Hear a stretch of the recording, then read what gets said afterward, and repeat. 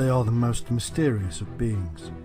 Gods, angels, aliens, or ordinary men with incredible knowledge and wisdom. Nobody is sure.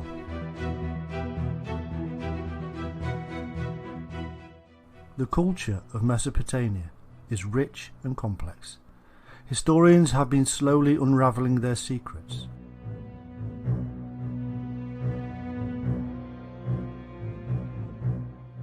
From the Epic of Gilgamesh to the many references of them in other cultures, the mystery of the Anunnaki is becoming more clear.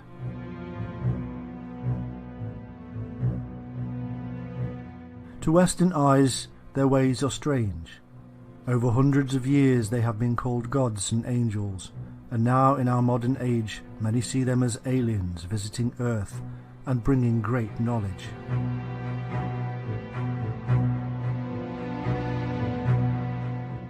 The truth of their real origin and purpose is much more bizarre and amazing than anything previously believed.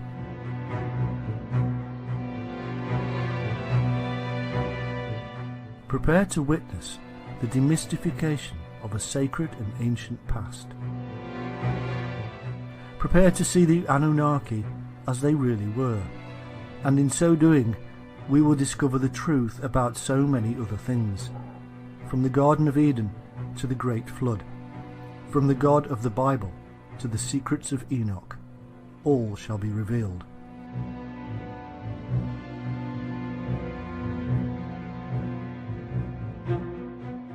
In truth, the Anunnaki are a group of ancient Mesopotamian deities. They are to be found in Sumerian, Akkadian, Babylonian and Assyrian cultures. The exact numbers, descriptions and roles all contradict each other. According to the earliest Sumerian texts, the Anunnaki were the most powerful of gods in the rich pantheon and were descended from An, the greatest of the gods.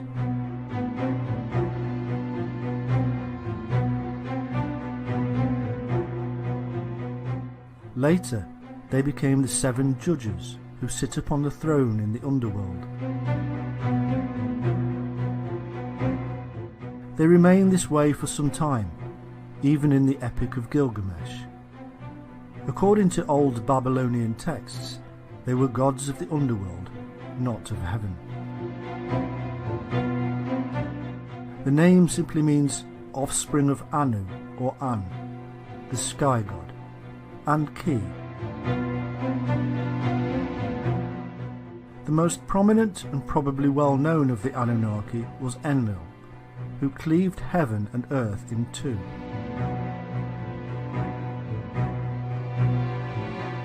Anu decided to take the heavens and left the earth to Enlil and Ki. Ki is most likely the Sumerian version of the mother goddess, seen in cultures across the globe.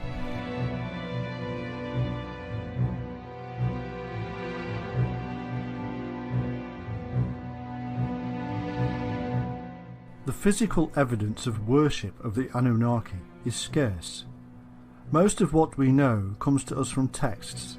It appears that each of the Anunnaki were worshipped separately in individual cults, and because of this, no evidence of them as a group has been found. No image of them all together. As such, the practices of worship of the Anunnaki is thin on the ground.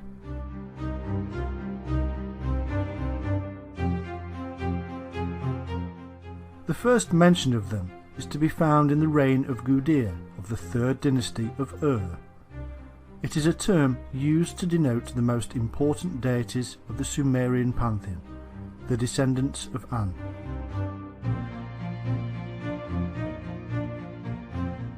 Exactly which deities were members of the group referred to as the Anunnaki is difficult to know. There is no complete list of them that survives. One of the texts mentions 50 or so members of them associated with the ancient city of Eridu, and yet when we read of the descent of Inanna into the underworld, there are only 7. They are judges who condemn her to death.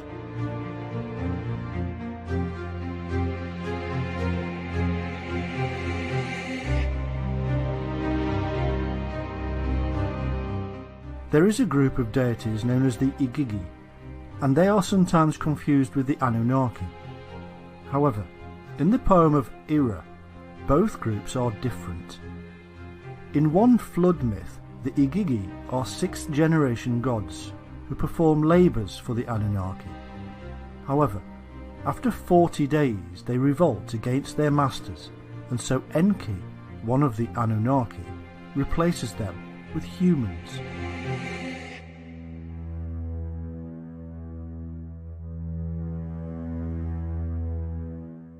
The similarities with the biblical flood and numbers are quite remarkable.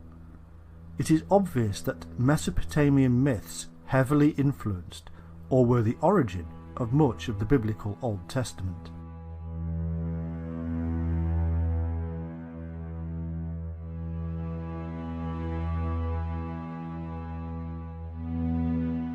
In the Babylonian creation text known as the Enuma Elish, the god Marduk divides the Anunnaki and gives them roles.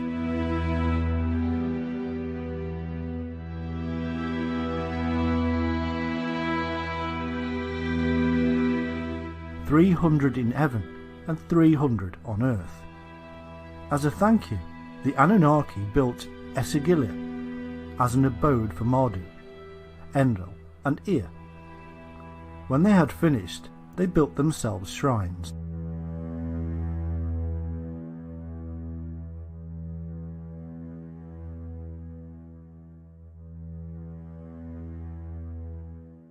In later Assyrian texts, they were offspring of Anu and Ki, who were brother and sister, and themselves children of the gods of the celestial poles, and whose heritage stretched back to the original gods Tiamat and Abzu.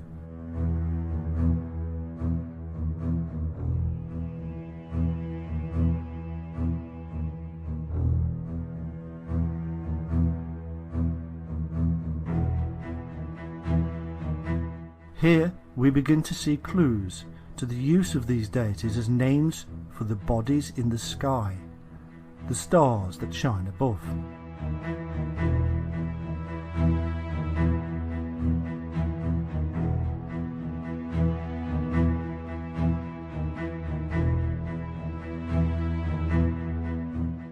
This then is the brief knowledge we have of the Anunnaki. Now we must delve deeper, and to do so we must enter their world.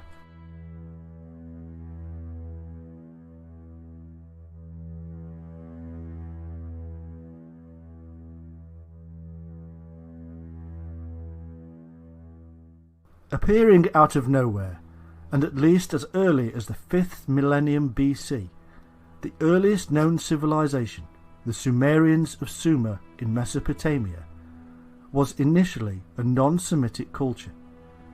By 3000 BC, and as a result of its sophisticated irrigated agriculture, Sumer flourished as a nation and developed a considerable power base through the development of its numerous city-states like Ur, Erech, Eridu, Lagash and Kish.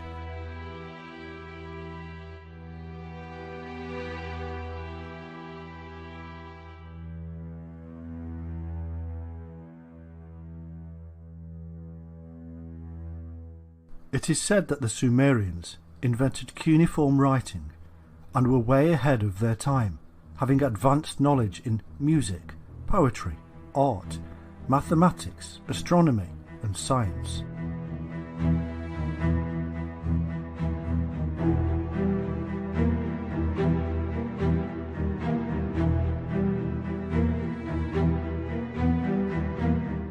For the ancient Sumerians, music was a tool that helped them describe the cosmos. The Sumerians were later conquered by their long-term rivals, the Akkadians, under Sargon I. The Akkadians were a Semitic people, whose city Akkad was their capital.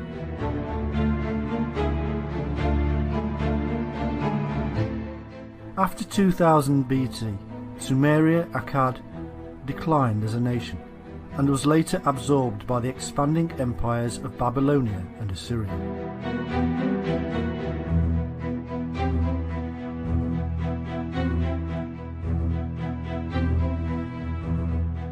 In Sumerian creation myth, the angels, known as the 1ANUNNAKI, or great sons of Anu, were the founders of their culture.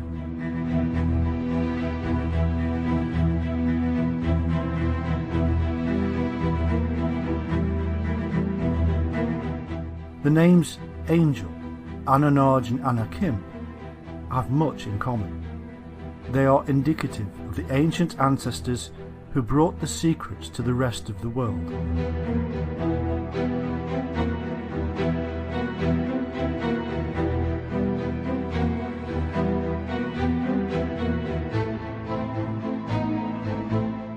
Interestingly, Anunnaki is phonetically similar to the Hebrew Anakim, the giant race who appear in the story later, and also Angakok, the shaman from Greenland to Alaska.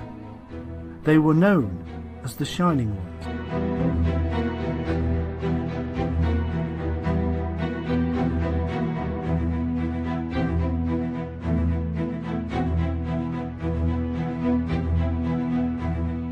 The earliest accounts of the Shining Ones can be found in four principal sources. Firstly, in the Sumerian tablets from the Library of Nippur, where they are named the Anunnaki. Secondly, in the Book of Enoch, where they are referred to as angels, watchers, and Nephilim. Thirdly, in the Book of Jubilees. And fourthly, in the biblical book of Genesis, where they are given the name Elohim.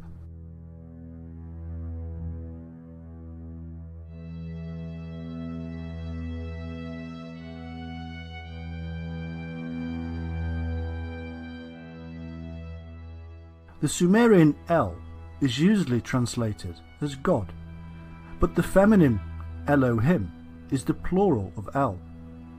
In Genesis, the phrase Ah Elohim is also used, meaning the Elohim.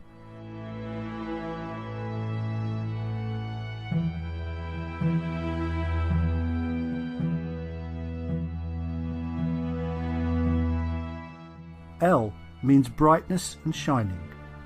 Indeed, the Semitic word El is found in many ancient languages. For instance, the Anglo-Saxon elf means shining being, and so El needs to be translated not as God, but as the Shining One, and Ah Elohim, being plural, should read the Shining Ones.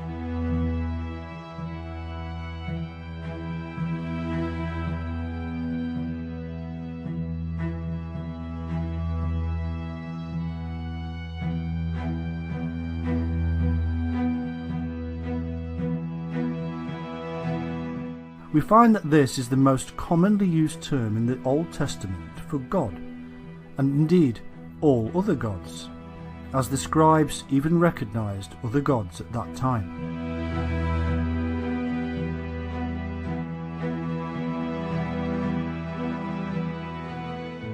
The name Sumer comes from Shumer and means literally the land of the watchers. It is none other than the ancient biblical land of Shinar, which amazingly means the place of the Shining Ones.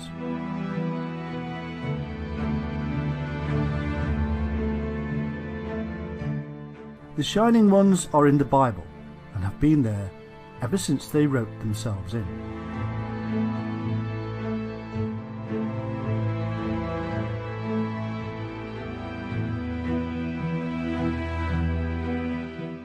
Elohim is usually translated incorrectly as Lord, and if you read the Bible and replace Lord, and don't forget about the added words, with Shining Ones, you will see a remarkable difference. A reading now of how it was meant to be. We now have the shining light of knowledge spoken of in 2 Corinthians 4:6.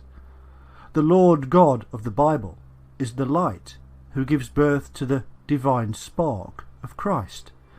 A pure reading of the global understanding that God was the basis for illumination, the fire, the sun, the light, and heads of those that shine from that brilliance, the source of intelligence itself.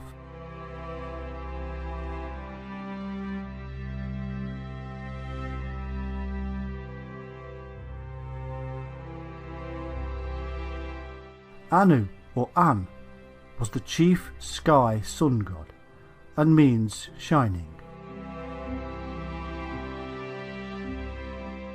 The Anunnaki therefore means sons of the Shining One, or sons of light.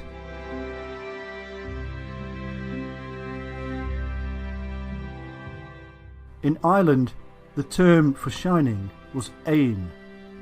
There may be a connection here with the Tuatha De Danann, the Shining Ones of Ireland, and the serpent cult that St. Patrick had removed from the Emerald Isle.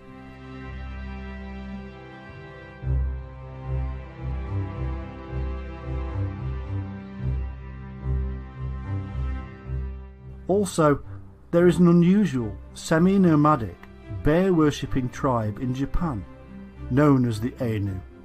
The Ainu look Caucasian, with round heads, white skin, wavy thick hair, and grey or blue eyes. The Ainu are said to have been living in many of Japan's islands, like Okinawa, for over 7,000 years, and it is said that the Ainu share a language similarity with the Basque, who live in the Pyrenees, the mountains bordering Spain and France.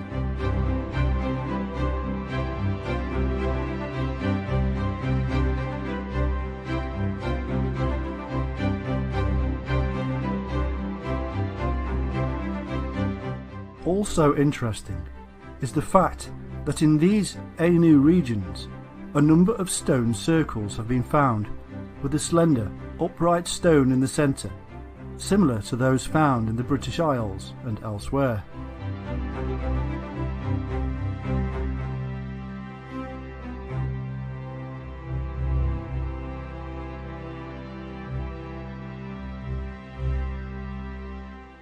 These Anunnaki, or Shining Ones, were a culturally and technically advanced people who settled in a mountain valley in the Middle East around 8200 BC, and, as their primary concern, established an agricultural centre we now know as the Garden of Eden, for the teaching and training of the local tribesmen.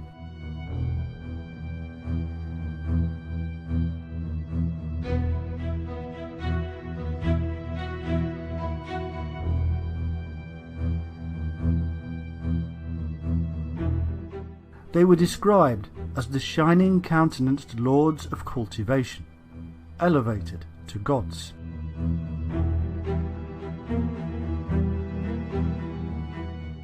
Anu and his wife Antu had 2 sons. Enlil, the storm god, ruled the air and atmosphere, and Enki, the water.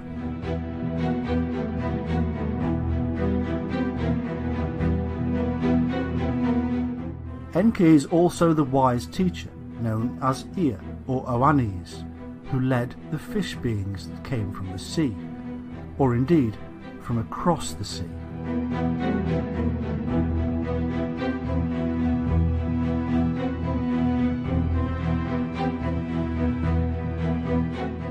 Enki was depicted as a goat with a fish's tail, which became the sign of Capricorn.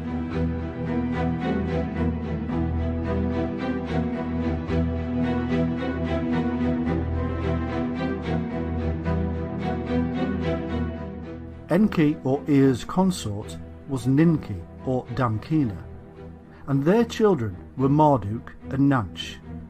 Enlil, also known as Bel or Baal, and whose patron city was Nippur, later ruled in Anu's name.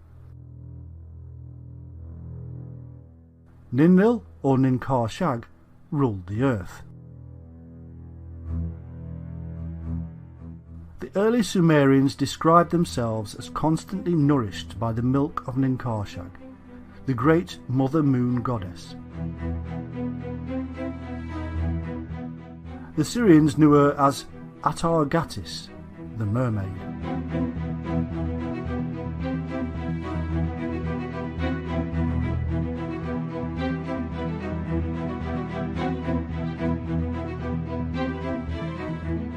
The son of Enlil and Ninlil was the war god Ninurtu, also known as Nimrod, and like Horus and as Osiris, he became associated with the star constellation of Orion.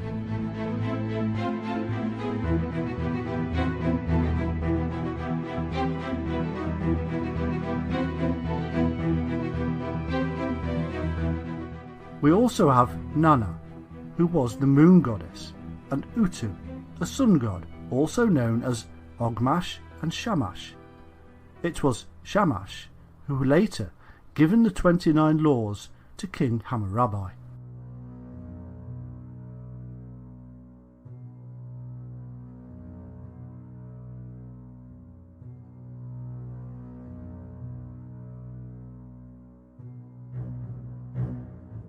There is also Inanna, or Ishtar, who was associated with Venus, as symbolised by the pentacle.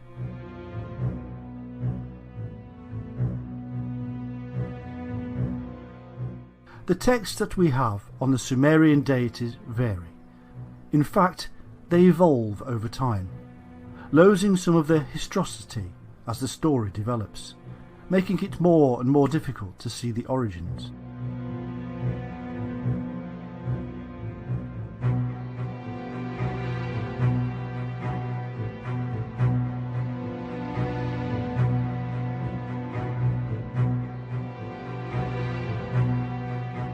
Trying to bring clarity to the tales of Sumerian and Mesopotamian deities is like trying to learn Mandarin backwards. However, due to the names we are given, such as Enki for instance, who is identified with Ea and Oannes, we're being led to cross-reference the Anunnaki with the fish beings, who seem to have come ashore in Sumeria from the Red Sea and the Persian Gulf, and at a time which is now lost in antiquity.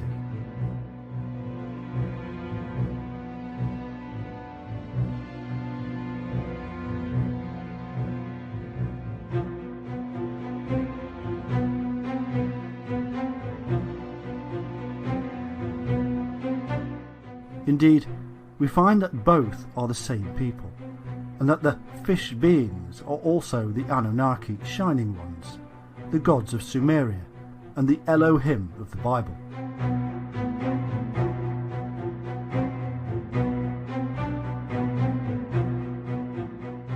And when we then cross-reference these fish beings with the Nita gods and the Shemshu or Aku, and whom it is said appeared in Egypt from a submerged island, we also have to include the origins of the Hindu Naga serpent deities, who also came from a lost island.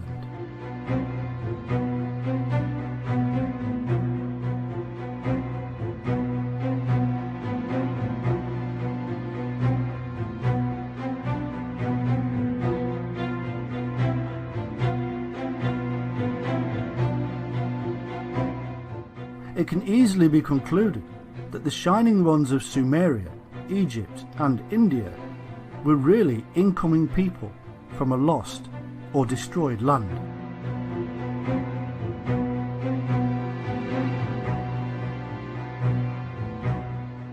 These connections allow us to piece together their story and see a little more of their historical territory, much of which has been lost or deliberately hidden from us.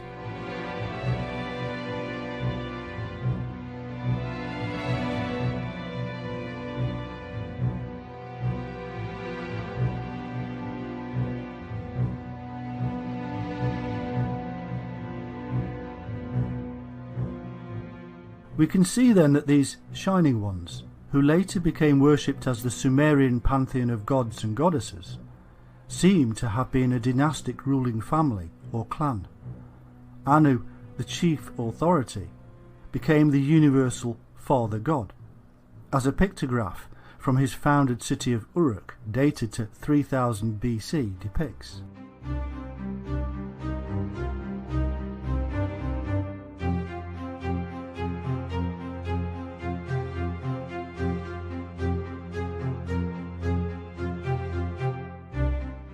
The lineages of all these deities are mixed, with sisters, wives, mothers, fathers, brothers and sons, intermingling and confusing the whole thing.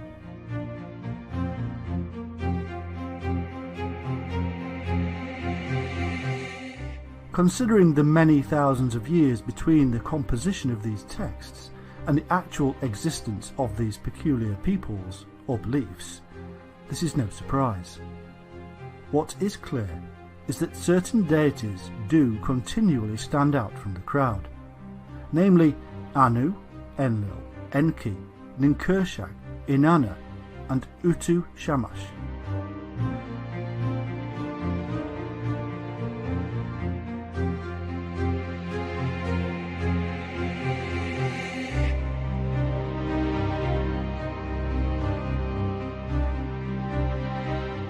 And that the form and structure of these deities would go on to spawn Egyptian, Greek and Roman pantheons for centuries, if not thousands of years.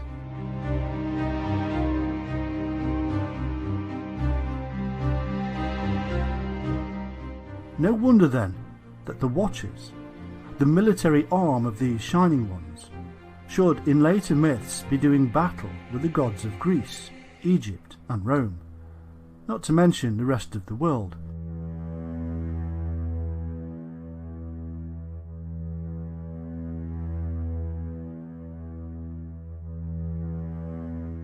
Just as the fallen insurgent Nephilim or Watchers do battle with their own ruling family of Shining Ones in the Bible.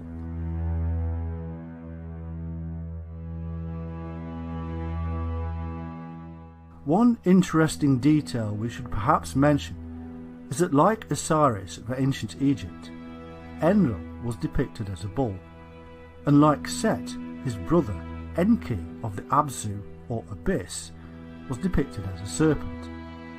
Interestingly, because the people of Atlantis were supposed to have worshipped the bull, which is a remarkable coincidence, taking into account the association with deities have with the biblical deluge.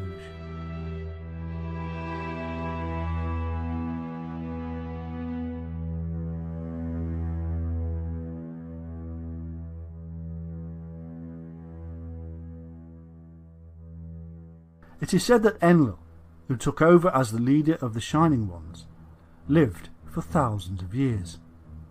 But those who use this to show that these Shining Ones were special beings that originally came from another world or even another dimension forget one thing, that Enlil was a term used for the leader and was thus passed on like the term king or pharaoh is passed on.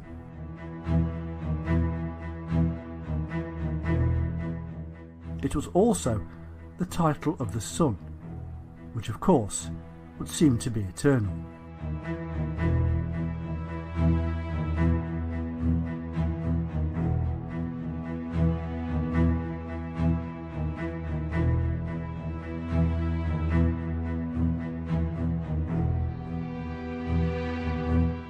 Part of the Sumerian creation myth states, at Karsag, where heaven and earth met, the heavenly assembly, the great sons of Anu, arrived, the many wise ones.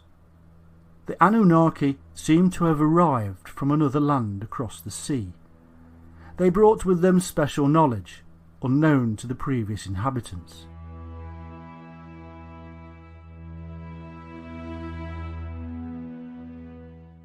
It is said, mankind learned from the Shining Ones. They set things in order.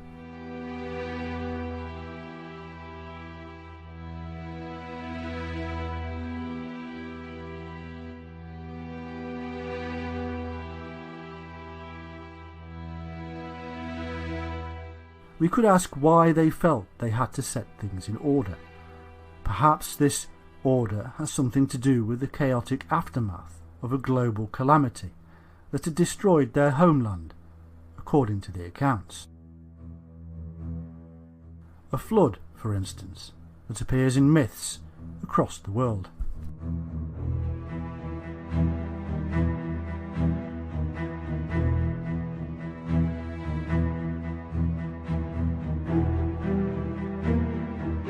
In the famous Sumerian kings list, we are told that the Anunnaki ruled in Sumeria, both before and after the deluge, and that it was after the deluge that they then set kings on the throne to govern the land and rule in their stead. However, if we are to believe the accounts given of the fish beings, we are also told that these shining ones had first come ashore from their submerged land after a similar catastrophe, an earlier one than the deluge related in the Bible and other sources.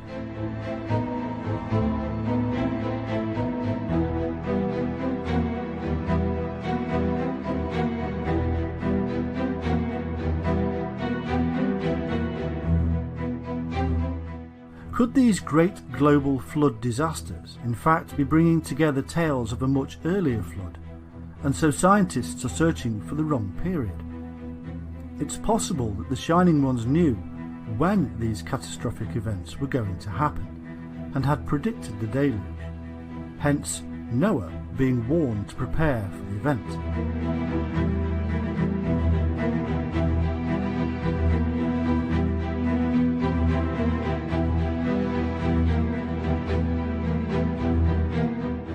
This theory is supported by the information encoded in various sources, which lead us to the symbol of the Ouroboros snake and its deeper meaning.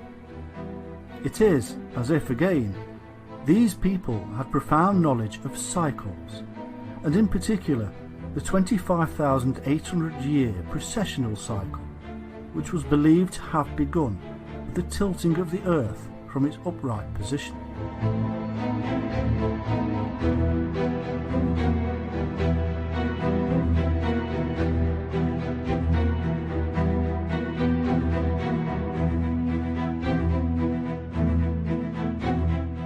It would appear that it was believed that these recurring catastrophes were linked to the beginning and end point of the precessional cycle, linked to the very event that caused the Earth to incline in the first place.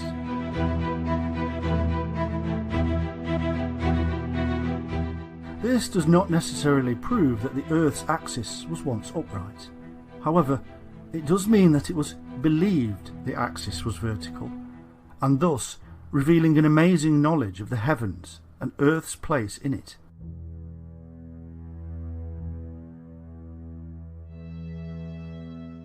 There is evidence that the ecliptic centre was the abode of the Father God, as this was actually named Anu, as well as the Eye of Ra by the ancient Egyptians.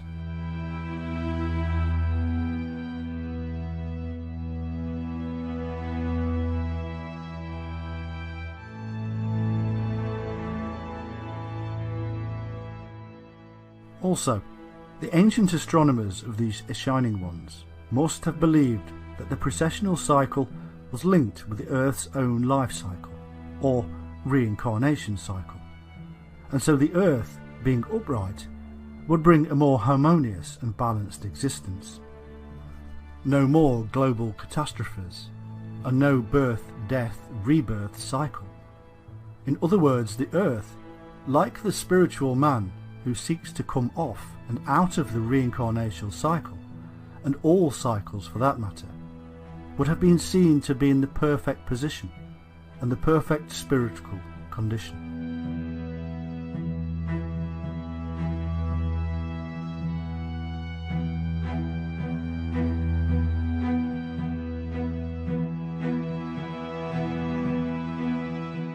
We also find that these people are also termed Igigi, which was also the name of the king after the flood. The Igigi in certain texts seem to do the work of the Anunnaki, whereas in others they are equal and spoken of in the same breath.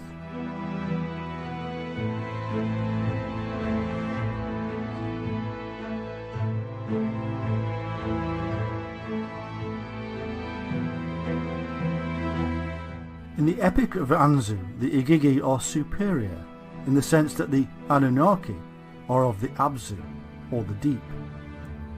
This, of course, must remind us of the Hindu ideas of the Naga, serpent deities who reside in the deep, and are no less holy for it.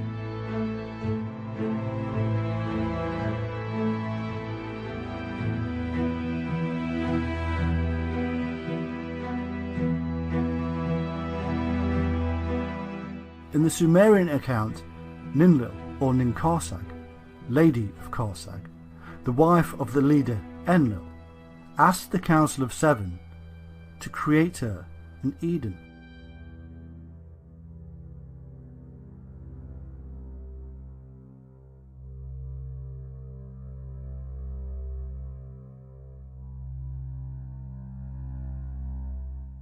This is the very same Eden, or plateau, as in the Bible myth, and the Council of Seven is the same as the 7 archangels, or messengers of the Bible, who came down from heaven, or the mountain, or cosmic sky.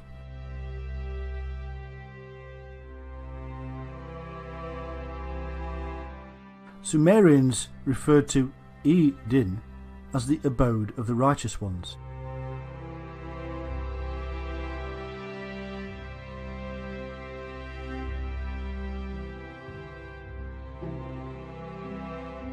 The tree of life and the tree of knowledge that stood in this Garden of Eden are the secrets of the Shining Ones, secrets which will stay with them for thousands of years, to be told only to the highest shaman, adept, priest, avatar or prophet.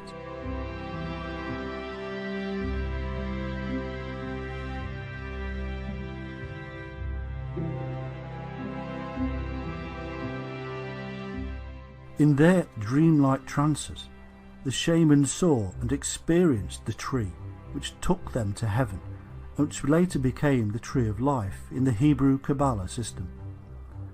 And, as if reflecting the 7 chakra levels of the human spinal column, and the processes involved with one's own access to the knowledge within, the Sumerians built their towers or ziggurats with 7 levels, as attempts to build closer to heaven, to be like the mountains, and link them with the earth, as in the dream of Jacob's ladder.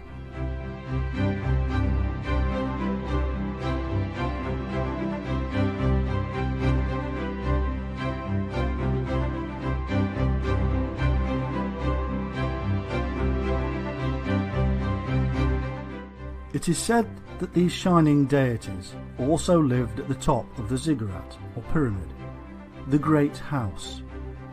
We now know what the ladder and these temples really stand for symbolically, but was Jacob's ladder a similar construction somewhere in the Near East?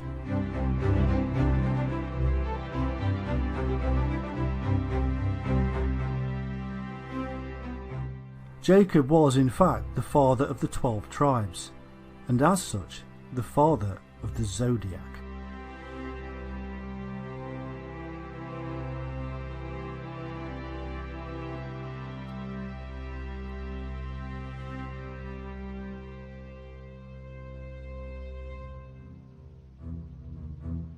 Reuben, Jacob's first son, was Aquarius, hence the reason he was unstable as water. Simeon and Levi were the brothers, and hence Gemini.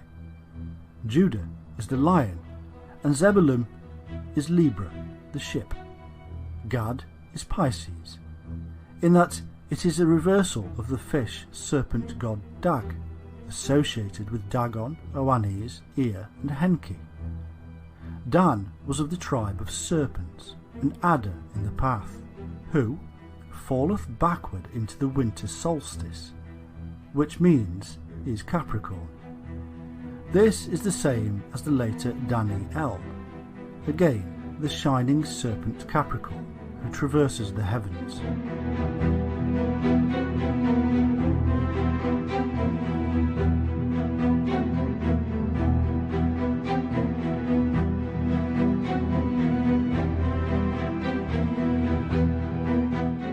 We can now see that most of these myths and stories are mere transliterations of astro-theological ideologies associated with the zodiac, and also the precessional cycle, which can be used as means to find relevant periods in history.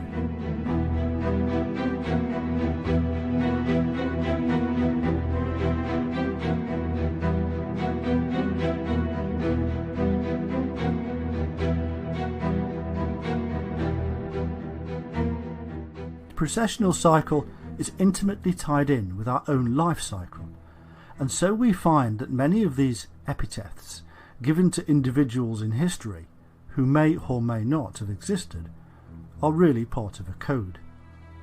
This shows that the later leaders and their priesthoods, who were spiritual and godly, and also knowledgeable in astronomy, were related to the Shining One sect, and even received their knowledge and authority from the Shining Ones. They associated the Shining Ones with the solar and celestial bodies, which they studied.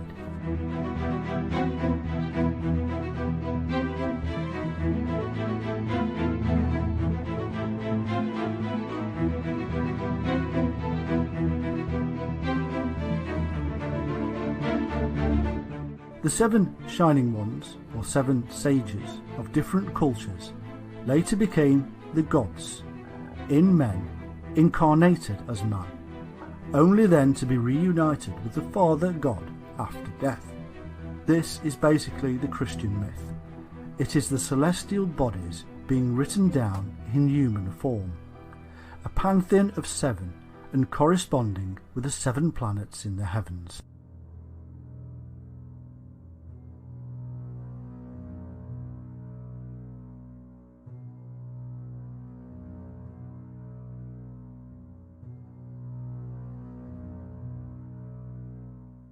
The phrase, "where heaven and earth met," is symbolic of the sacred mountains, and this gives us the clue that this could be somewhere with impressive heaven-like mountains, such as Tibet, perhaps even the ziggurats of Mesopotamia, or even the pyramids of Giza.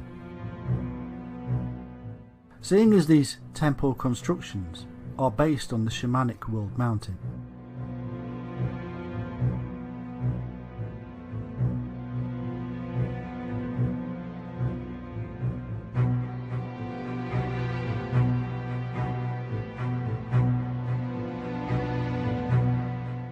we can see then that many of the details included in the stories related to the activities of these Shining Ones are really based on these astro-theological movements, which they understood to a great degree, and have been encoded in these myths and stories as a means to preserve this knowledge and also convey this process to those who could understand it.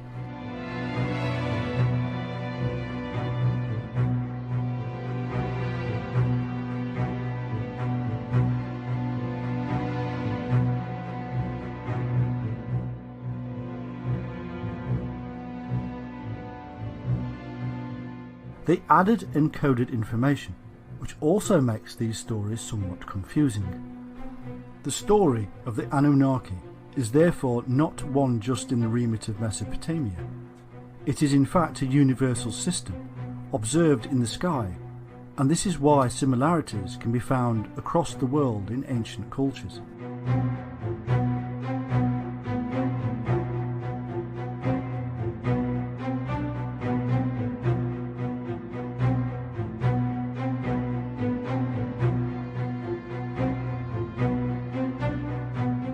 The biblical flood myth matches that found in Sumerian epic of Gilgamesh, and ends with the Tower of Babel in Babylon, which was part of the Sumerian Empire.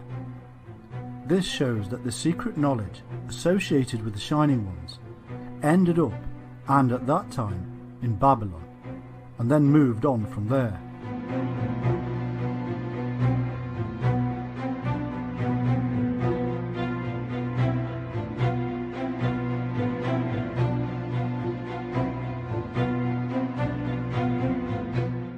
In the search for the Shining Ones, we have come across numerous groups, cults and religions. In ancient Sumeria, we find the Egregor, or Watchers, who are thought to be the angels of the Lord from the Bible. and again the numerous epitaphs given to them tells us they too were the shining ones. Enoch wrote about them, in fact for them, in the book of Enoch, which was later suppressed.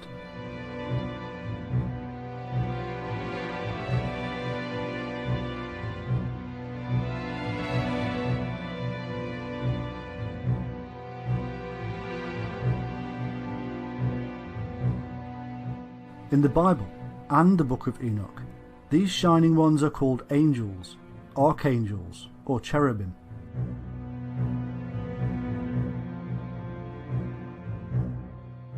Unless the literature is purely apocryphal, we find that in the Bible, the angel figures are simply earthly men. In the Bible, we do not find angels with wings. There are no original stories of them being supernatural. They are, in fact, quite ordinary. It is always Gabriel, meaning man of God, who informs the people of a coming childbirth. Was he the shaman, the doctor?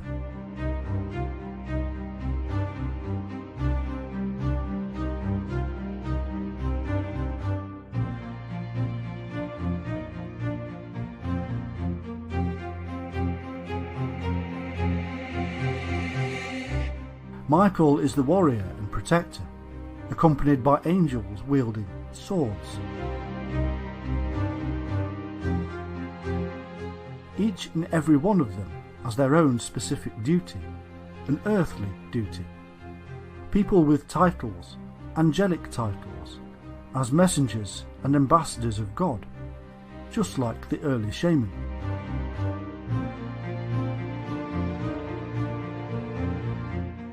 The title cherubim means exiles, and could be an indication of the origins of the angels. Maybe they were ordered to leave somewhere for not conforming.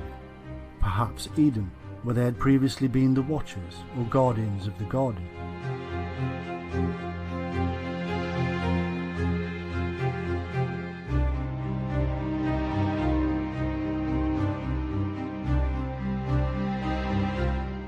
In Genesis 4:16, the land of Nod is symbolic also of the people of Israel, as Nod means wandering.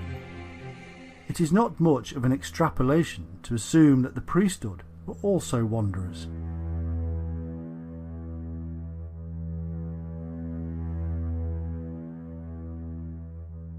Another example of symbolic titles is that of Enoch, which means consecrated.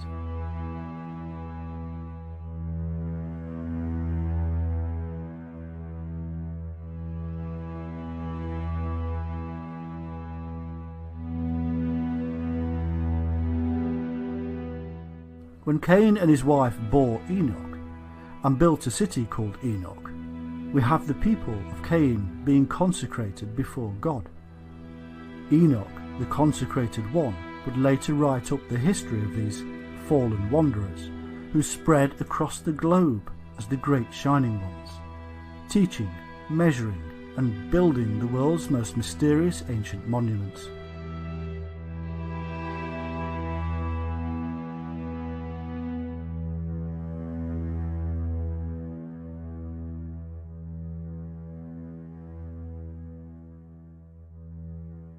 Of course, we must not forget the seraphim of Numbers 21:6 and elsewhere. These are not mystical beings. They have hands, a face, legs, but they do have powers from God, because they are in the light, and they have the symbolic wings of the early shaman, the bird of flight, the dreamtime trance ability to fly.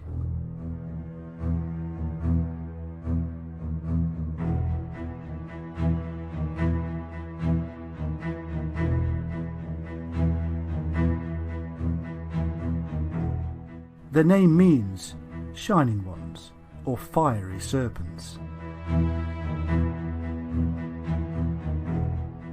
They are enlightened beings via the power of the serpent.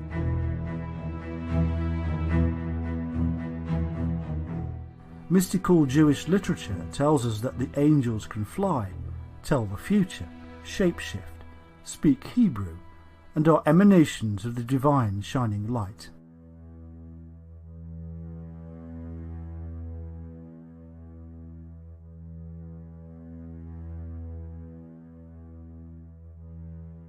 In the Old Testament, God is indistinguishable from the angel or messenger, known as Yahweh. He looks the same and acts as his representative. There is no difference here from the Babylonian, Egyptian and shamanic practice.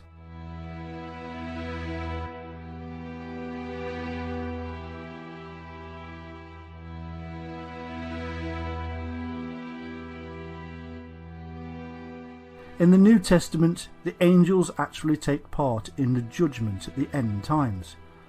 Alternatively, they may be those who had experienced enlightenment and then fell from grace.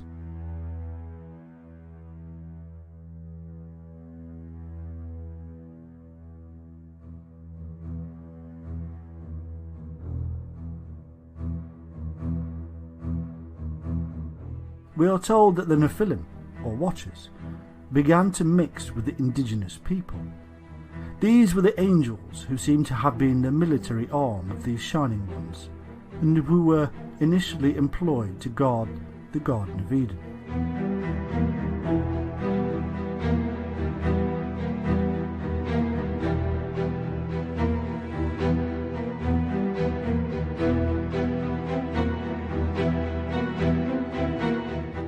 And it came to pass, when the children of men had multiplied, that in those days were born unto them beautiful and comely daughters. And the angels, the children of heaven, saw and lusted after them, and said to one another, Come, let us choose us wives from among the children of men, and beget us children. And Semjaza, who was their leader, said unto them, I fear ye will not indeed agree to do this deed, and I alone shall have to pay the penalty of a great sin. And they all answered him and said, Let us all swear an oath, and all bind ourselves by mutual imprecations, not to abandon this plan, but to do this thing. Then swear they all together, and bound themselves by mutual imprecations upon it.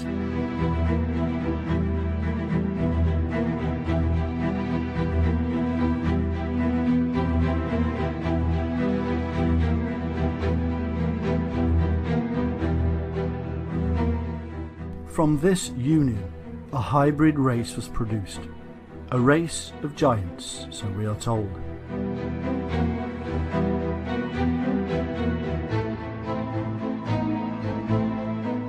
And all the others together with them took unto them wives, and each chose for himself one. And they began to go into them, and to defile themselves with them. And they taught them charms and enchantments, and the cutting of roots, and made them acquainted with plants. And they became pregnant, and they bare great giants, whose height was 3,000 ells, who consumed all the acquisitions of men. And when men could no longer sustain them, the giants turned against them, and devoured mankind. And they began to sin against birds and beasts and reptiles and fish, and to devour one another's flesh, and drink the blood. And then the earth laid accusations against the lawless ones. And then Michael, Uriel, Raphael, and Gabriel looked down from heaven, and saw much blood being shed upon the earth, and all lawlessness being wrought upon the earth.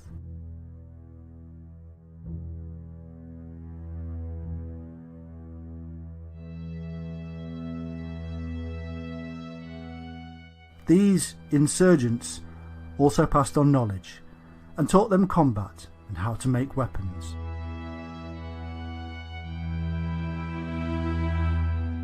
And Azazel taught men to make swords, and knives, and shields, and breastplates, and made known to them the metals of the earth, and the art of working them, and bracelets, and ornaments, and the use of antimony, and the beautifying of the eyelids, and all kinds of costly stones, and all colouring tinctures. And there arose much godlessness, and they committed fornication, and they were led astray, and became corrupt in all their ways. Semjaza taught enchantments and root cuttings, Armoros the resolving of enchantments, Barechgal taught astrology, Kokabel the constellations, Ezequiel the knowledge of the clouds, Araquiel the signs of the earth, Shamsiel the signs of the sun, and Sariel the course of the moon. And as men perished, they cried, and their cry went up to heaven.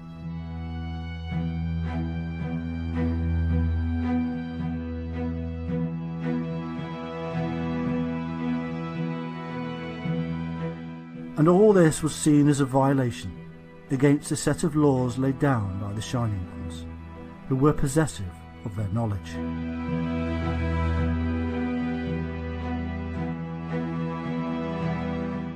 Thou seest that Azazel hath done, who hath taught all unrighteousness on earth, and revealed the eternal secrets which were preserved in heaven, which men were striving to learn.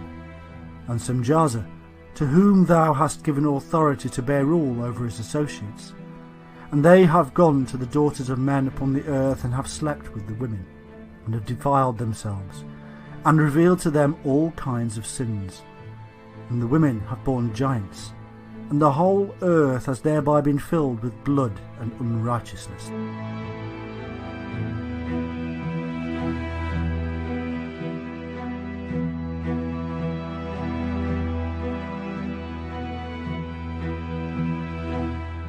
Enoch, a scribe, who was taught by the Shining Ones, was then employed as a messenger or intermediary between the Shining Ones and these fallen ones, who had decided to abandon their divinity to live amongst the tribes of man.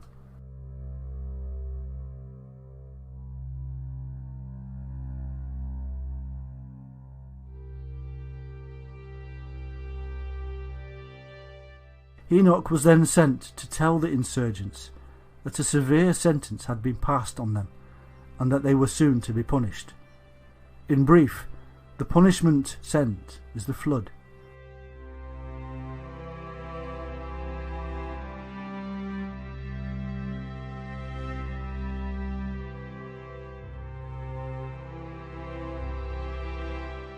It is as if the Shining Ones wanted to wash away the sins of the earth that had been created by their own kind, the fallen ones.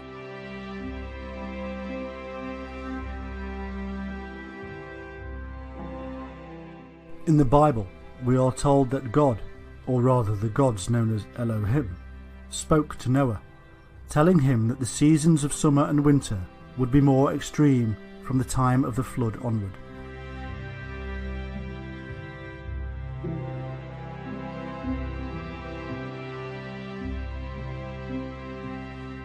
This both supports and is supported in turn by the book of Enoch, which states how, in those days Noah saw that the earth had sunk down, and that destruction was nigh. And he said, Tell me, what is transacting upon the earth? For the earth labours and is violently shaken.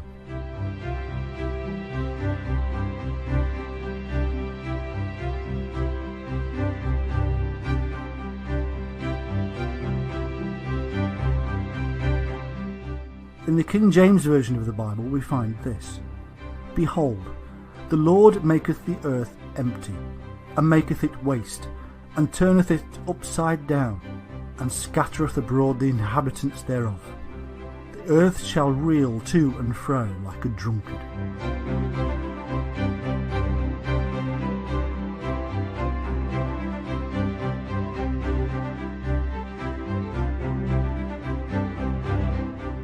In Psalm 68:8 it is written, The earth shook, the heavens also dropped at the presence of God, and even Sinai itself was moved at the presence of God.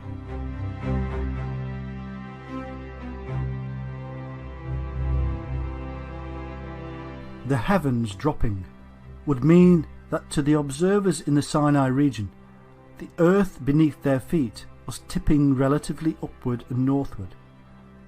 In his written book, Timaeus and Critias, Plato describes an awful catastrophe in which the earth moved forwards and backwards, and again to right and left, and upwards and downwards, wandering every way in all 6 directions. But as many scholars and researchers have now acknowledged, the God of the Bible and his angels are said to be the Sumerian Anu and his sons and entourage, the Anunnaki or Shining Ones. who are reported to have landed in Mesopotamia and there created the Garden of Eden.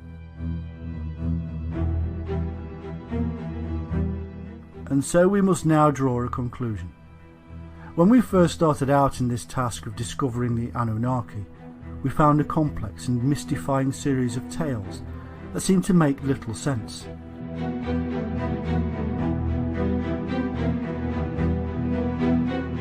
Slowly, we have pulled apart the names, places and myths to reveal something very simple.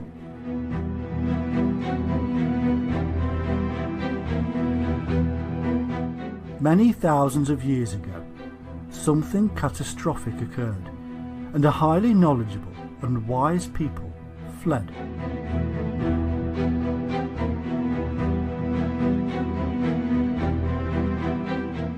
They eventually landed somewhere in Mesopotamia, where they came across a less developed people.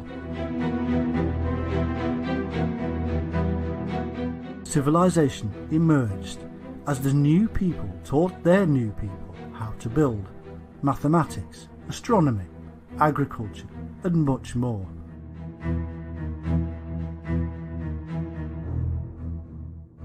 Their wisdom was so great that later generations would call them gods and angels.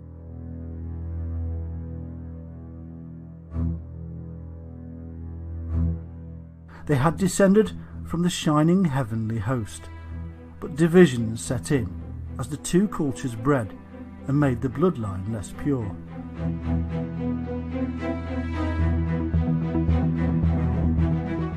The Watchers, who had gone bad, and the Shining Ones, who were not happy. In a simple tale that has become very complex over vast periods of time, in our age it is being confused yet further by the addition of extraterrestrial origins for the Anunnaki. There is, however, no need for such imaginings. There is simply a need to understand the time, culture, belief systems and mind of our very human ancestors.